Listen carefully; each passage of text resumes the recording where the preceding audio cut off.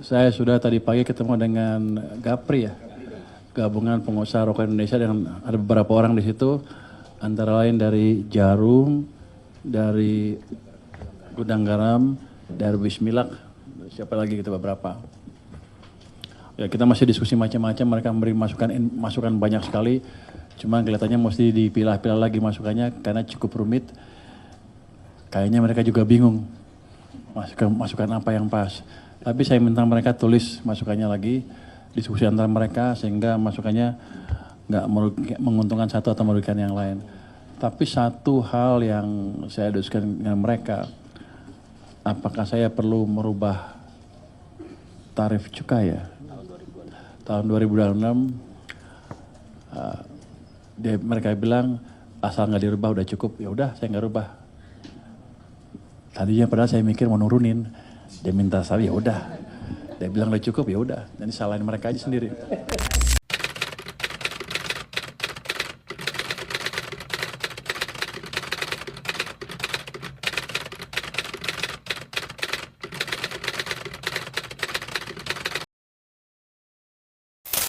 Saya ingat dulu 2019, pokoknya setiap tahun politik pasti ya, kenaikan itu tidak terjadi. Terjadi. Tidak terjadi kan, Heeh. termasuk tahun-tahun inilah ya tidak Iya. terjadi. Tapi tahun berikutnya ketika Ibu Sri Mulyani naik jadi 20%-an Iya kan, kan, karena dirapel. dirapel. Iya, Apakah itu akan terjadi nggak sekarang? mungkin.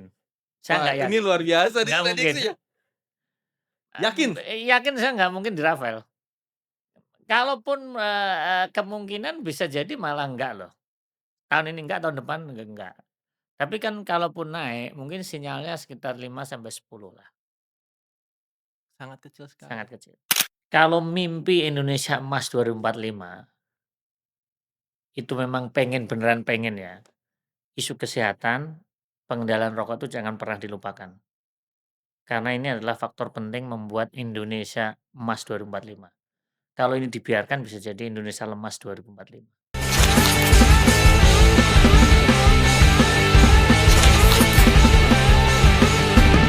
Halo Sobat Bijak, selamat datang di podcast Bajak Ruang Bijak, masih bersama saya Biguanto.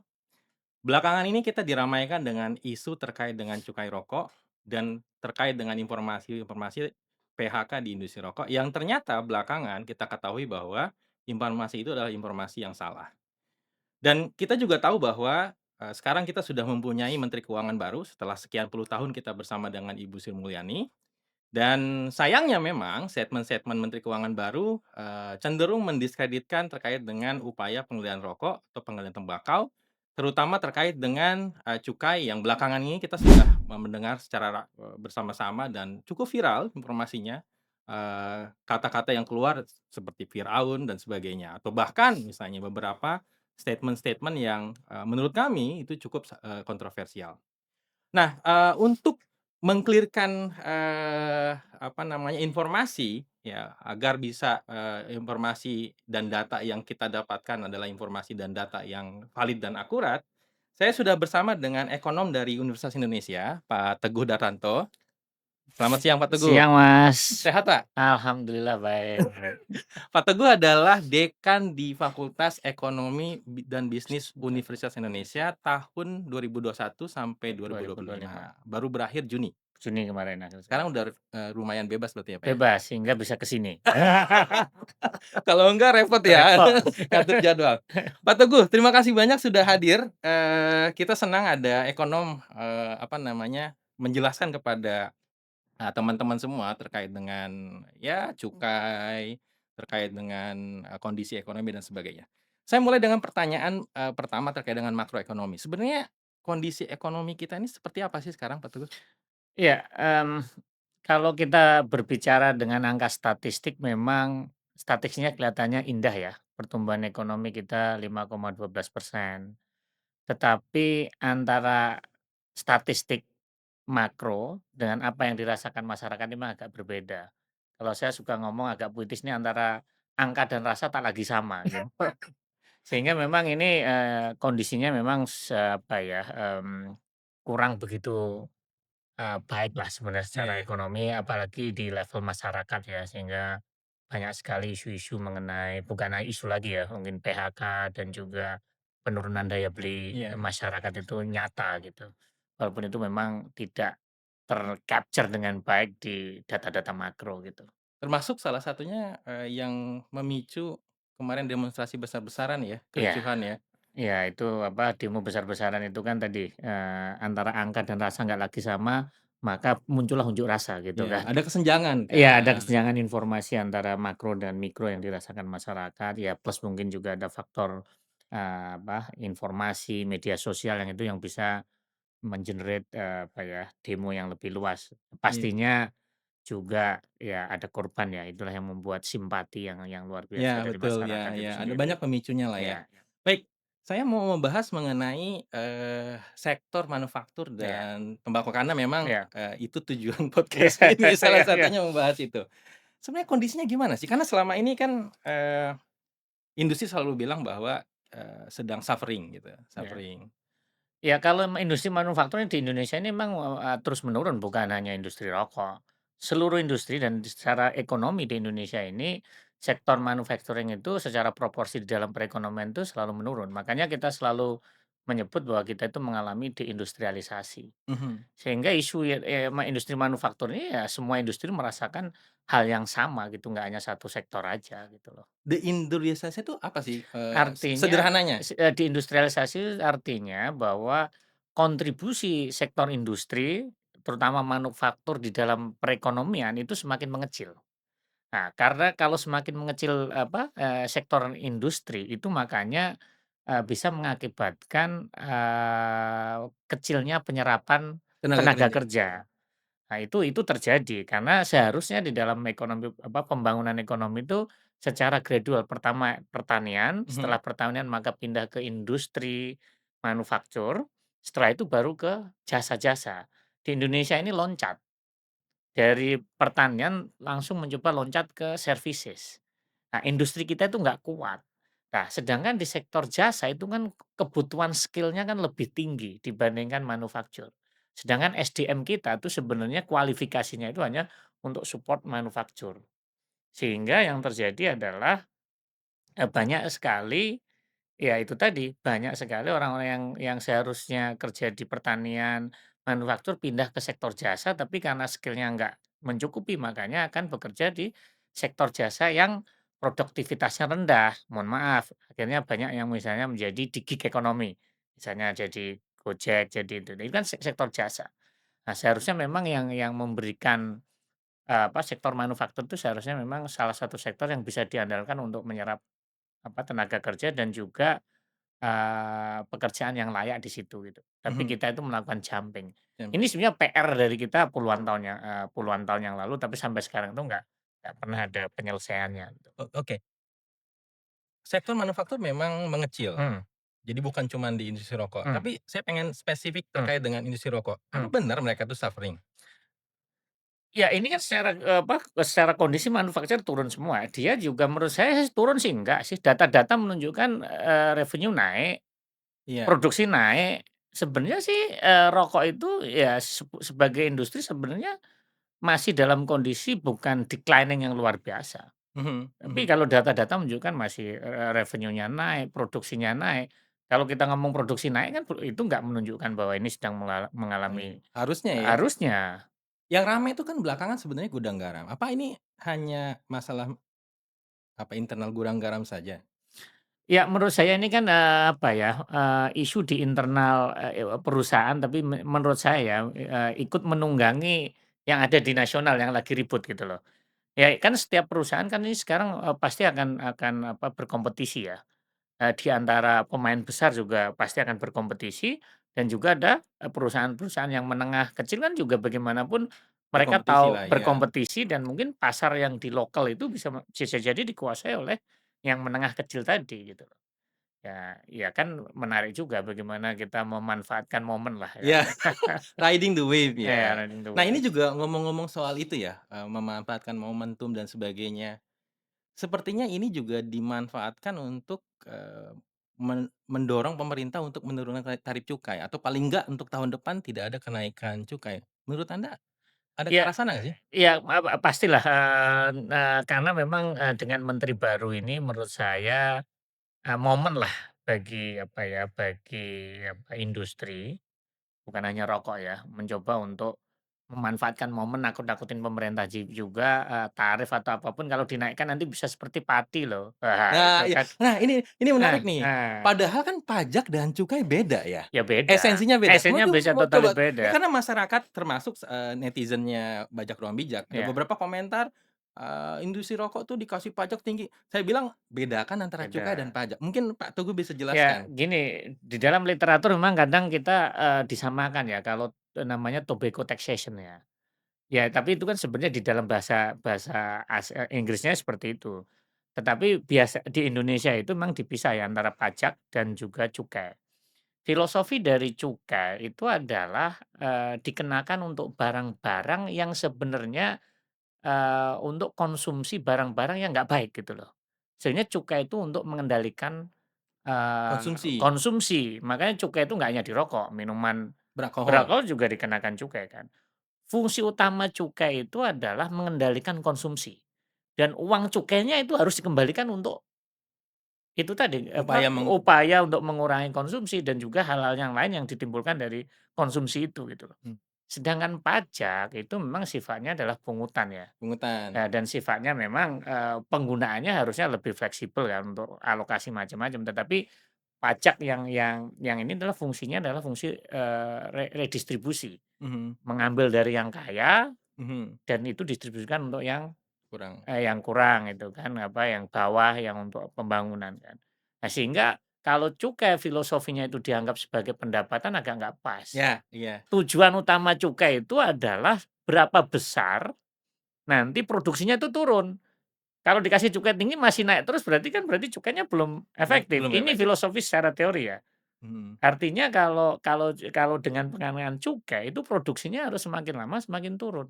Itu kan denda sebenarnya, Iya dalam tanda denda, kutip, denda, sintek lah sinteks ya, kalau di ya. negara lain itu sebut pajak dosa, Pajak dosa, gitu, heeh. karena bagaimanapun rokok itu kan menimbulkan eksternalitas negatif. Mhm, Ya, eksternalitas itu di ekonomi itu, konsumsi kita itu mempengaruhi orang lain.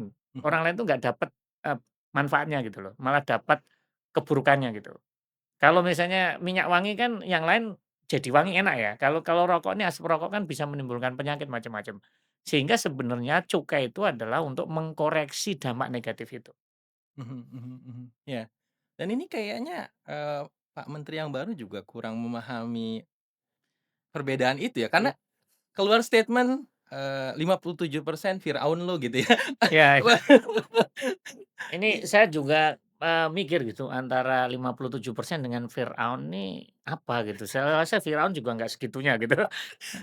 Kalau kita bandingkan dengan beberapa negara, misalnya Thailand aja, Mmm, tarif cukainya kan jauh lebih tinggi dari kita, 80-an persen dan 57% itu sebenarnya kan bahasa undang-undang cukai ya? ya itu kan bahasa undang-undang ya, tapi kan mungkin juga kaget kan dengan kata 57% gitu kan. Ya, memang ya inilah, apa, orang baru mungkin kaget ya, dengan adanya berbagai isu seperti ini, dan juga mungkin Pak Menteri juga orangnya spontan ya. Mhm. Kita kaget juga nih apa hubungannya Firaun dengan cukai ya gitu kan. Iya, iya, oke, sebenarnya ada kesempatan untuk kita bisa menyampaikan ini ya kepada Pak Menteri ya, Mmm, meluruskan gitu mmm, ya terkait dengan cukai dan pajak karena memang esensi dan tujuannya berbeda iya. dan memang harus setinggi-tingginya gitu ya untuk menurunkan konsumsi kan memang Iya, tujuannya itu. tujuan utama dari cukai itu adalah mengendalikan konsumsi. Itulah artinya jangan sampai yang pasti itu bisa terus apa, stabil aja konsumsinya nggak naik Udah bagus. udah bagus gitu. Kalau naik terus berarti kan memang ini cukai ini masih belum efektif. Sehingga kalau cukai itu dianggap sebagai penerimaan, agak kurang pas. Yang di kita masih diperlakukan seperti itu, Penerima ya dianggap seperti pajak biasa, ini bahkan berbeda gitu. ditarget lagi. RAPBN kemarin baru Ya, diketok, ada target. target sekitar 380 triliun ya? Ya, dengan macam-macam ya cukai Ada itu kan. beberapa ya? Harusnya kan kalau mau ditarget ya penerimaannya ditarget, target penurunannya juga harus Iya, ditarget dong. prevalensinya mesti Preferensinya harus ditarget juga, diturunkan ya, gitu loh. ya. Cuman kan sebenarnya kayaknya juga Pak Menteri kemakan soal isu industri lagi suffering gitu kan. Iya. Sehingga keluarlah statement, "Daripada saya bunuh yang ini, saya mendingan dibunuh yang ini," gitu kan. Saya agak kaget itu Iya, dengarnya. ini Maksudnya aduh, gimana ini itu? kata bunuh-membunuh ini agak nggak nyaman juga gitu kan. Artinya gini kan mungkin juga ada obsesi yang berlebihan dengan pertumbuhan ekonomi kan. Karena Pak Menteri Ah, kan juga menjanjikan 6% lah, nanti dia bermimpi 8% lah gitu kan. Sehingga dengan mimpi itu mau nggak mau industri harus bergerak gitu loh. Tapi demi demi pertumbuhan kita bisa merelakan apa ya, isu-isu fundamental gitu dalam kehidupan seperti kesehatan itu kan. Artinya kan ini karena obsesi yang berlebihan terkait dengan pertumbuhan itu, kita rela mengorbankan banyak hal gitu loh. Ini yang juga saya cukup agak miris ya dengar itu kan, mau bunuh ini bunuh ini kalau bunuh-bunuhan ya nggak jadi tumbuh juga gitu. Iya, masa ya kurang kurang pas lah ya, Ya, bagaimanapun perokok juga harus kita lindungi kan gitu ya, paling iya, paling iya, apalagi perokok itu kan ada 3 juta anak di situ. iya. Harus Artinya waspada. memang kan, apa ya, kita harus harus pelan-pelan juga ya dalam konteks ini bahwa harus melihatnya dari sisi makro, nggak hanya dari sisi makro, tetapi di balik angka makro itu ada hal-hal yang besar juga gitu loh, terkait dengan isu-isu kesehatan, isu-isu mengenai prevalensi gitu loh.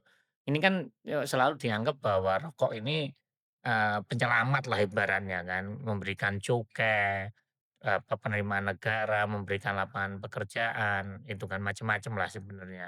Tapi kan di balik angka-angka itu ada manusia, ada kesehatan yang juga terpapar itu dan itu dampaknya, jangka panjang itu nggak baik juga. Mhm mhm mhm. Oke, saya balik lagi ke tarif cukai ya, Ya, Pak Teguh ya. Tadi ya kata-kata Firaun dan 57% sebenarnya kan oh iya maksimal ya, maksimum di maksimal undang-undang, ya, ya, ya. undang-undang cukai ya.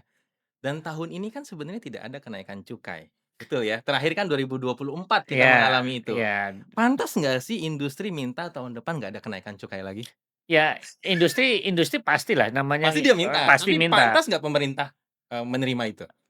Ini bukan masalah pantas nggak pantas, ini masalahnya pilihan ya. Saya sih memahami lah ini pilihannya adalah, nggak pengen lah head to head dengan isunya kan nanti kan apa, masyarakat ini kan dengan kata-kata kenaikan pajak itu sudah Ah, antipati kan. ya karena itu, Karena mereka itu menganggap pajak dan cukai sama. sama, makanya itu. Filosofinya ya semuanya akhirnya disamakan aja gitu kan. Dan industri bisa jadi menggunakan kata-kata yang sama kan. Iya, Nah, betul. ya saya rasa sih, apa ya, perlu ada inilah ya, gerakan juga untuk menyadarkan pemerintah bahwa isu mengenai preferensi rokok kita yang sampai sekarang ini nggak turun-turun, ya ada penurunan sih tapi nggak signifikan dibandingkan negara-negara lain yang, effort-nya luar biasa dan, hasilnya juga kelihatan gitu loh. Mmm, ya kalau tahun ini nggak ada okelah udah setengah tahun ya, tapi tahun depan ini harusnya benar-benar kita juga harus melihat ke isu jangka panjang ya. Kan Indonesia pengen punya mimpi Indonesia Emas 2045. 45. Nah, hanya satu-satunya jalan untuk kita bisa naik kelas ke negara kaya ataupun, maju itu, sumber daya manusia itu adalah satu-satunya yang salah satulah, apa, yang dominan mempengaruhi, pertumbuhan ekonomi gitu. Kalau kondisinya kita seperti ini, derajat kesehatan kita seperti ini, perokoknya luar biasa, saya khawatir gitu loh. Bukan Indonesia Emas 2045, tapi ini jadi Indonesia Lemas 2045 gitu loh, dengan banyaknya prevalensi yang luar biasa ini gitu loh. Iya iya iya iya iya. Ya bahkan isunya mau diturunin katanya. Emang memungkinkan ya? Ya sebenarnya sih bisa aja mereka menurunkan, tetapi ini kan, artinya, ini mau ngapain gitu loh. Kan isunya mau apa gitu. Apakah memang, apa ya, hanya untuk populisme Ini yang menarik jangka juga. pendek, Mhm. ataukah kita berpikir jangka panjang gitu loh. Untuk apa diturunkan gitu loh. Ini kan juga pertanyaan, mau ngapain kamu turunkan gitu loh. Apakah memang dengan diturunkan kamu bisa menciptakan lapangan kerja 1 juta 2 juta? Nggak mungkin. Mhm Toh juga nggak diturunkan pengalaman juga produksi masih naik kan, mhm. gitu loh. Artinya memang, saya khawatir dengan tekanan kanan kiri, diturunkan dengan janji-janji bisa penyerapan tenaga kerja lah ini itu, tapi itu hanya, Bualan. bualan aja gitu loh. Karena, menurut saya sih, eee isu mengenai PHK di sektor, rokok, di sektor itu, Ya mungkin ada, tetapi nggak seheboh seperti itu. Nasib dari industri tekstil itu jauh lebih Lebih lebih mengenaskan ya? mengenaskan dibandingkan industri rokok itu sendiri. Pak Teguh mengira ini ada settingan? Saya nggak punya data tentang itu, tetapi kalau riding the wave Kelihatannya itu ya? kelihatan, ya kan, memanfaatkan momen lah. Ya soal yang video viral PHK di gudang garam ternyata juga itu bohong, bukan PHK tapi pensiun, itu Iya iya. perpisahan pensiun dan Mhm. ternyata juga tidak massal gitu, cuma sekitar 300 dan gudang garam sudah klarifikasi Iya ya. iya. Cuman itu kan keburu viral dan banyak orang mungkin nggak dapat klarifikasi ini kali ya? Orang juga udah nggak mau gitu kan, kadang kita juga pengen hanya hebohnya aja kan, dan Ya, yang nantep adalah yang hebohnya dulu, tapi ketika ada informasi berikutnya orang udah nggak mau, karena orang kadang hanya pengen sesuatu yang diinginkan aja kan. yang sekarang masih sampai misteri adalah siapa yang menyebarkan informasi bohong ini?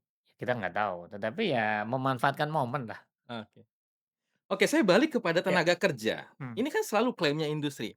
Mereka menyerap jutaan tenaga kerja. Saya selalu ingat angka yang mereka sebutkan, 6 juta tenaga kerja. Emang angkanya sampai segitu? Kelihatannya saya ada data deh, Eee, ya, ini ya, boleh, untuk industri rokok itu sebenarnya industri besar ya dan sedang, yang ini betul? ya Betul. ini data dari BPS ya, Biro Pusat Statistik, itu industri besar, gudang garam dan saudara-saudaranya itu hanya 246.000, Sejuta aja nggak nyampe. nggak nyampe. Industri kecil, kecil itu 1 juta. Ya industri rokok kecil itu lebih menyerap. Sedangkan mikro 245, 54. Sehingga sebenarnya kalau ngomong 6 juta itu ditambah dengan orang yang kerja di pertanian, ditambah dengan pedagang eceran. Tapi kan orang dagang eceran kan nggak dagang rokok aja kan. Dagang yang lain Dagang juga. lain juga kan, itu diklaim aja kan. Yang kedua, di pertanian, ini rata-rata tembakau itu kan bukan produk yang setahun yang ini kan, dia produk musiman kan. Sebenarnya dia nggak fully di tembakau juga gitu. Dan angkanya juga kayaknya nggak nyampe sejuta ya petani, 500 ribuan kalau nggak salah. Ada kalau sejuta ada, Ada ya? tetapi itu kan yang sekali-sekali apa ya, musimannya ya Musiman, ini. Tapi bukan pekerjaan utamanya ya, kalau misalnya mau dijujur ya cuman 1,5 yang di 1,5 industri juta. itu. Jadi angka 6 juta itu termasuk anaknya mungkin ya, ponakannya. Ya dianggap pedagang yang pokoknya yang pedagang rokok ya dianggap itu kerja dengan sektor rokok, padahal kan juga banyak yang lain apa, dagang yang lain, merokok mungkin hanya bagian kecil aja gitu loh. Jadi ini ya salah satu cara mereka ya membesar-besarkan menakut-nakuti ya, Iya. menakut-nakuti. Bagaimana ini nah kontestasi apa, informasi dan juga, bagaimana memengaruhi public opinions lah ini? Iya, oke. Kita udah bahas tuh kemarin Mmm, soal soal ini ya, iya. yang sempat viral juga Heeh, videonya. Nah, saya, ingin apa namanya, membahas mengenai, tadi Pak Teguh sempat menyebut petani ya, mmm, yang juga sebenarnya, musiman ya, mmm. tidak hanya bertani tembakau. Bagaimana sih sebenarnya kesejahteraan petani dan pekerja di industri tembakau ini? Ya sebenarnya kan juga, saya lihat ya bahwa hasil dari tembakau juga enggak apa ya, sesejahtera itu loh, itu dibandingkan dengan tanaman-tanaman yang lain. Tetapi mungkin karena udah kebiasaan, maka kalau misalnya habis panen padi, maka panen padi 2 kali, berikutnya ditanamin tembakau kan. Sebenarnya kan, bisa jadi dengan tanaman-tanaman yang lain yang itu hasilnya mungkin lebih baik. Nah, inilah yang memang perlu apa ya, bagaimana kita juga melakukan, transformasi dari pendidikan juga kan di masyarakat petani juga. Tetapi menurut saya, yang digunakan tameng petani ini juga nggak sepenuhnya pas ya. Kalau kita melihat dari strukturnya, neraca dari apa, industri rokok itu, produk lokal itu atau tembakau lokal itu sangat kecil sekali. Mungkin, ada data yang bisa Ada ya? Ada ditunjukkan yang bisa ditampilkan? mengenai apa, nih, yang merah ini adalah, eee, apa ini yang ini nih. Ya, neraca ya? Iya, ekspor impor kita gitu loh. Artinya memang banyak sekali yang sebenarnya kita itu banyak mengimpor, Lebih banyak impornya yang biru ini biru ya, dibanding dibandingkan eks. yang kuning kan. Artinya sebenarnya produk apa, masyarakat kita ini ya produk lokal kita itu sebenarnya bersaing dengan produk-produk, tembakau impor gitu loh. Artinya ini ya s paling banyak adalah dari Cina nih. Artinya ini nggak hanya di apa, industri manufaktur yang elektronik ini, tembakau apa, petani kita juga kompetisinya sama apa, petani Cina dalam, apa, Dalam hal ini ya, dalam hal ini gitu loh. Sehingga sebenarnya kalau mau keras ya, stop impor tembakau mungkin apa, petani kita lebih sejahtera, lebih sejahtera gitu loh. Artinya memang ini selalu petani ini nasibnya memang selalu jadi tameng gitu loh, dijadikan alat alat ya sebenarnya. untuk membangun narasi ya, supaya Narasi ya dan menguntungkan industri lah iya, ya. karena kan, apa ya, misalnya kalau petani ini kan juga tembakau ini kan harganya kan fluktuatif ya. Mhm, Ya, padahal sebenarnya, ya mereka bersaing dengan produk tembakau dari luar kan. Ini yang menurut saya, apa ya, kalau lihat dari neraca ini ya miris juga. Sebenarnya industri rokok itu sangat-sangat tidak ramah gitu loh, apa, dengan terhadap devisa negara. devisa negara. Ini coba kalau dilihat nih, ekspor kita kan cuman sedikit kan. Ini kan banyak, industri rokok kita itu malah mengeluarkan devisa kan. Iya, betul, Bukan menjadi pemasukan apa, devisa negara, negara malah ini rokok jadi mengeluarkan ya, mengeluarkan negara. betul. Belum lagi ditambah nanti repatriasi dari keuntungan perusahaan rokok itu Yang sendiri, dikirim ke luar ke luar negeri. negeri. Karena kan sebagian apa, yang besar-besar seperti mohon maaf nyebut merek, Sampurna kan itu pemiliknya kan asing juga kan. Amerika ya. Jadi petaninya yang sejahtera petani Cina, Iya, dijadikan orang Amerika. Miris ya, iya. tapi selalu dijadikan tameng. Iya, itulah yang memang kadang kita nggak fair ya. Mhm. Kalau buruh sendiri gimana sih, penghasilan dan sebagainya dibanding, sektor lain lah? Ya kalau sebenarnya dari buruh sendiri sih sebenarnya ya secara kesejahteraan sih nggak jauh beda lah dengan Mirip-mirip, sektor yang mirip-mirip lah. Karena kan mereka dapat apa ya, upahnya kan upah UMP ya, kalau standar lah ya. standar lah. Oke, oke, oke.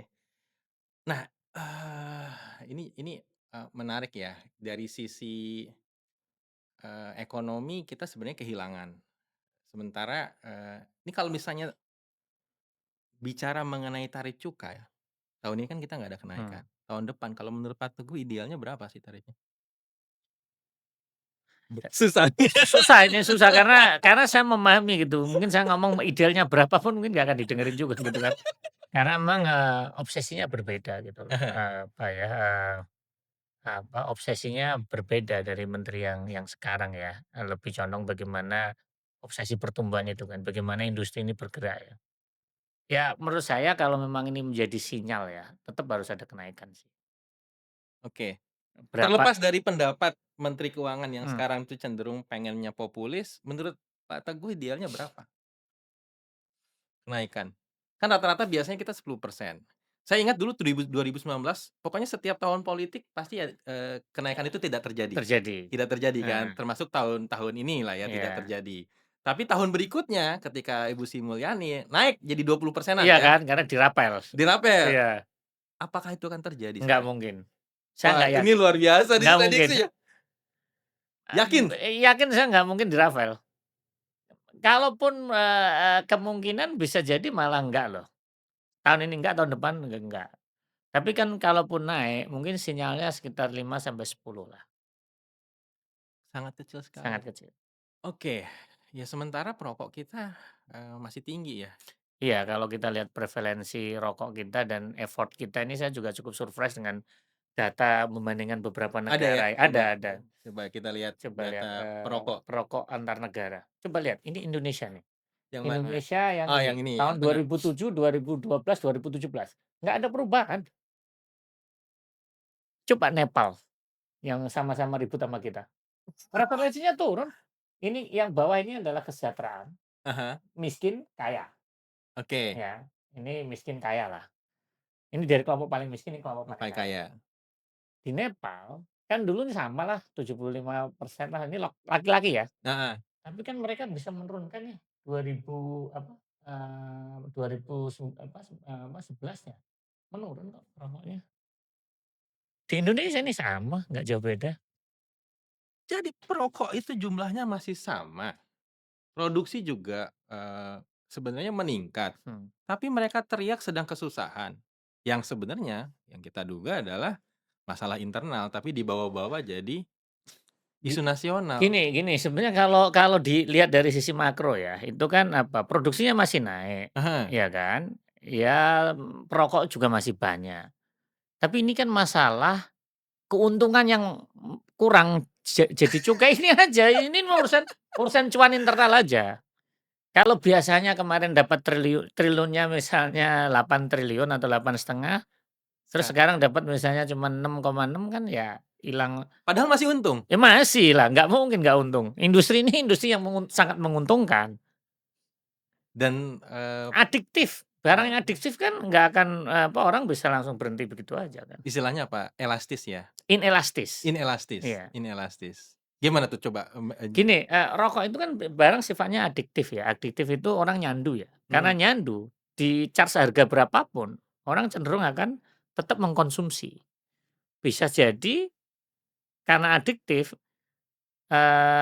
mereka itu mengorbankan pengeluaran yang lain demi rokok. Sehingga sebenarnya, industri ini ya apa ya, sangat inelastis gitu loh. Artinya dinaikkan berapapun produksinya itu nggak akan mereka akan survive ya? survive. Itulah kenapa alasan salah satu beberapa orang terkaya di Indonesia itu Mhm, adalah pemilik industri rokok. iya. Cuman ya karena mereka berteriak sebenarnya ini itu lebih karena profit internalnya itu turun. Dan yang diuntungkan bukan petani dan buruh tuh. Bukan bukan. Ini yang Ah, yang yang yang terjadi kan. Karena bagi pengusaha, kalau melihat misalnya kan ini buruh misalnya UMP naik gitu kan, apa upah minimum provinsinya naik atau apapun. Mereka dengan mudah mekanisasi aja pakai mesin, selesai kan lebih menguntungkan. Kalau petani tembakau di lokal harganya naik ini, ya udah ambil aja barang dari luar. dan itu sudah Sudah dilakukan. dilakukan. Namanya pengusaha pasti akan mencari bagaimana memaksimalkanlah, keuntungan perusahaan itu gitu loh. Tapi yang menarik adalah, selama ini saya tidak pernah mendengar dari asosiasi buruh, justru menentang, hal-hal seperti ini, impor, mekanisasi. Jadi cenderung mereka justru menekan, regulasi-regulasi terkait dengan kesehatan masyarakat. Ya ini kan masalahnya orang berpikirnya short term ya, dan juga mungkin informasi yang apa ya, kan bisa jadilah informasinya bahwa ketika terjadi apa-apa yang disalahkan cukenya gitu loh. Lebih mudah lah ya, Lebih jadi mudah. kambing hitam. Kan, beritanya ada, datanya ada kan. Kalau misalnya yang lain-lain kan mungkin harus mencari bukti baru, ini baru gitu kan. Ya ini kan masalah impor kan mungkin nggak mungkin dibuka publik ini itu kan. Tapi data BPS ada Ada, sih, ada. ini data tadi yang tentang impor ini data dari Kementerian Pertanian saya pakai. Ya, dan memang Official konsisten. data itu. Iya, konsisten. BPS pun mengatakan bahwa memang impor kita masih sangat tinggi ya, 40%-an. Jadi kita harus apa nih Pak Teguh? Ini ya, dalam konteks pengendalian rokok ya atau tembakau ya menurut saya sih ada 2 sisi ya, price sama non price. Yang price kan memang, cukai ya. Tetapi ketika cukainya mentok, ya ibaratnya mungkin temboknya masih tebal kita harus, non price ya.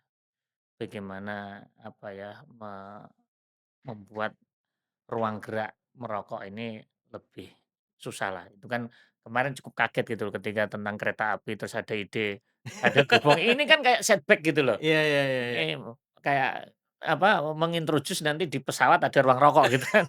Ini kan kayak kembali ke, Mmm, eee, masa zaman dulu lah gitu kan atau mungkin masa, kolonial lah kan.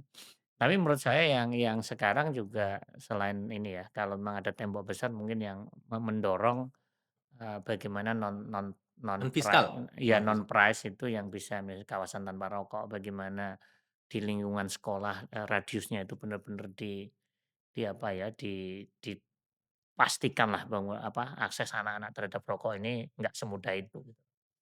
Dan saya juga khawatir juga ini, karena kan, isu sekarang ini transfer ke daerah kan, keuangan ke daerah kan dikurangi ya. Saya ini khawatir kalau nanti daerah juga berpikir jangka pendek. Mhm, contohnya? Ya terima aja iklan-iklan rokok lagi. Dan itu kayaknya sudah kejadian beberapa daerah. Ya makanya, ini kan juga jadinya, tantangan kita ini semakin berat lagi gitu bagiannya pengendalian. Mungkin kemarin dengan daerah masih punya apa, uangnya masih cukup mungkin, apa ya, semangatlah untuk pembatasan iklan rokok gitulah di ruang publik ya. Nah sekarang mungkin karena duit yang dari pusatnya dipotong, bisa jadi mereka, ya sudahlah Ya, gitu kan. ini Ini itu sudah terjadi iya kan di ini mengkhawatirkan sekali gitu betul, loh. di episode sebelumnya kita bahas soal ini, di Iya, mana CSA-CSA industri rokok masuk sekolah. Sekolah, mmm, anak-anak SMA, mmm, masih anak-anak gitu, dan dulunya tidak terjadi, sekarang sudah mulai terjadi. Dan kelihatannya akan beberapa daerah iya kan mulai, dan di regulasi fiskal tadi kan Pak Teguh mmm, bilang temboknya tebel ya. mmm. Di non fiskal juga kayaknya nggak kalah tebel tuh. Cuman kan, saya bisa menyampaikan ini karena PP 28 tahun 2024 tentang Mhm, kesehatan tuh kan dari tahun lalu Juli, mhm, dan sampai saat ini turunan terkait dengan peraturan Menteri Kesehatannya untuk yang non fiskal tadi, iya, satu pun belum ada yang keluar. iya. Ini makanya saya juga bingung bingung. Malah yang agak aktif nih Mendagrinya nih, Makanya makanya ini agak membingungkan makanya. nih. Ada apa di Kementerian Kesehatan? Atau mungkin apa ya, nggak jadi prioritas atau mungkin juga, saya nggak tahu lah ini yang di kesehatan ini mau seperti apa gitu. Cuman kan, eee, apakah karena beliau juga orang industri atau apa Nah, dalam ini yang tanda menarik. kutip ya. Nih, saya coba ada slide, terkait dengan kenapa, apa namanya, pengelolaan tembakau di Indonesia itu tidak, apa namanya, selesai-selesai. Ini adalah Iya, saya ambil dari, salah satu artikel di jurnal tahun 2011. mhm, Ada 3 poin dan kelihatannya sampai sekarang masih relevan. Yang pertama, ya kita belum punya legislasi yang kuat kan iya. dalam menaikkan Ratifikasi kan betul, nggak di masih relevan iya 2011 sampai iya sekarang iya. masih 2024 sekian puluh tahun. Kedua, kebijakan pemerintah masih menguntungkan industri, keberpihakan kelihatannya, dan itu terjadi juga di sektor kesehatan kelihatannya. Yang terakhir adalah yang menurut saya kayaknya ini jadi akar masalah ya, di apa namanya, campur tangan industri. Dan ada industri asing masuk ke Indonesia yang lebih punya pengalaman kuat untuk campur tangan. Iya. Ya bagaimanapun ini kan berbeda ya, case Indonesia ini kan kalau di negara lain seperti Jepang kan orang-orang kayanya berasal dari inovasi ya. Kalau Di kita kita berbeda ini kan, bergerak di industri yang memang industri yang ini matinya susah kan, karena, apa ya, sifatnya kan adiktif ya. Sehingga ya memang, industri kita ini ya bukan industri yang menggunakan inovasi yang, apa ya, gagasan kan. Ya kalau di Jepang kan mungkin dengan otomotifnya, Korea dengan elektroniknya, kalau di kita ya rokok kan yang memang paling mudah kan. paling mudah yang paling gampang jualan zat adiktif. Heeh, Belum lagi sekarang makin marak rokok elektronik ya, dan iya kita jadi pasar besar iya iya. dan diterima dengan tangan terbuka. Ya ini saya malah apa, memiliki riset tentang itu juga bahwa, orang berpikir bahwa perpindahan dari rokok konvensional ke elektrik itu adalah peningkatan lah dalam tanda kutip ini ini kan campaign yang sudah mulai apa, didorong kan bahwa, apa, mulai untuk migrasi kan, dianggap lebih sehat, lebih ini. Nah, penelitian saya tuh enggak, Apa hasilnya? sama-sama parahnya. Dari sisi kesehatan ya, sama-sama parahnya. Mau apa, konvensional sama elektrik ini nggak ada bedanya dampaknya gitu. Nggak lebih sehat. Makanya kesimpulannya adalah daripada kamu migrasi, mendingan Berhenti, berhenti. berhenti sekalian. Berhenti Dan sekalian aja gitu iya, loh. dan mau elektronik maupun yang konvensional yang diuntungkan sama-sama industri rokok, Iya karena industri industri kan. rokok sekarang juga punya Mulai bergerak kan, mohon maaf saya sebutin aja, mungkin, Sampurna sekarang kan revenue generation-nya kan yang non konvensional kan. iya, dan sudah nyalip yang konvensional Iya kelihatannya, salah satu brand ya. Dan bukan cuman Philip Morris ya atau Sampurna, ada BAT. iya udah mulai bergerak ke situ. Baik, Pak Teguh, ada Ya satu hal yang ingin juga saya tanyakan soal rokok ilegal. Dan selama ini kan, narasi yang tersebar di masyarakat adalah rokok ilegal ini marak karena tarif cukai terlalu tinggi. Padahal kan kita punya beberapa tiers, 8 ya tiers kalau nggak ya salah. ya. Valid nggak sih sebenarnya informasi ini? Ya itu sebenarnya ya bisa dan, menurut saya valid karena bagaimanapun orang akan nyari celah ya. Tetapi kan ini bukan excuse. Tugas pemerintah adalah bagaimana rokok ilegal itu nggak ada, Diberantas. diberantas dong. Jadi Penegakan hukum penegakan hukum gitu loh. Artinya ini kan juga artinya kan memberikan keadilan lah sebenarnya, keadilan industri itu sendiri kan. Ini kan ada yang bayar, ada yang nggak bayar kan. Padahal ini sama-sama meracuni gitu loh, ya kan? yang ini nggak bayar denda, yang itu bayar denda. Berbeda gitu kan. Ini kan Yang nggak bayar juga denda maksudnya diberantas nah itu. iya dong gitu loh. Iya, iya. Inilah yang sebenarnya inilah sebenarnya keluhan-keluhan dari industri itu kalah bersaing kalah itu ya karena lebih condong karena rokok ilegal ini dibandingkan cukai itu sendiri sih saya. Kenapa nggak karena gini, saya sempat ngobrol sama wartawan, Mmm, ada beberapa media yang memang investigasi soal rokok ilegal. Saya tanya salah satu wartawan, "Susah nggak sih nyari rokok ilegal?" Dia bilang, "Gampang, pergi aja ke taman ada lapak, ada yang jualan, terbuka, bahkan nggak tertutup gitu ya. Kayaknya, dia nyaman aja gitu jualan." Dan wartawan juga pernah, wawancara Satpol PP gitu ya, di salah satu mhm. tempat di Jakarta, Satpol PP bilang juga nggak berani. Saya pikir ada apa sih sebenarnya kok bisa Ya ya ini sebenarnya kan, satu lah isunya rokok ilegal ini masalah penegakan hukum lah. Ini kan sebenarnya kayak kayak kalau di miras kan ada kan miras topi miring yang nggak ini kan nggak itu kan nggak terkontrol, nggak terini, kan mirip-mirip lah sebenarnya. Mungkin juga ada industrinya yang besar juga atau mungkin punya backup kita nggak tahu juga. nah, Tetapi ada punya backup. ya kita nggak tahu juga gitu, tetapi kan intinya gini, yang terjadi itu mungkin nggak purely ilegal, bisa jadi dia beli juga, Mhm, tapi, tidak untuk peruntukannya? bukan, Beli apa itu? belinya misalnya 200 produksinya Beli pita cuai untuk 200 produksinya 2.000. iya iya bisa jadi kayak gitu kan. Ini kan kalau di sidang kan ada kok nih, ya Ah, kan? iya, iya. Saya juga penasaran, industri itu selalu ngerasa bahwa korban dari rokok ilegal. Padahal yang produksi rokok ilegal juga industri rokok ya? Bukan industri cilok dong pastinya?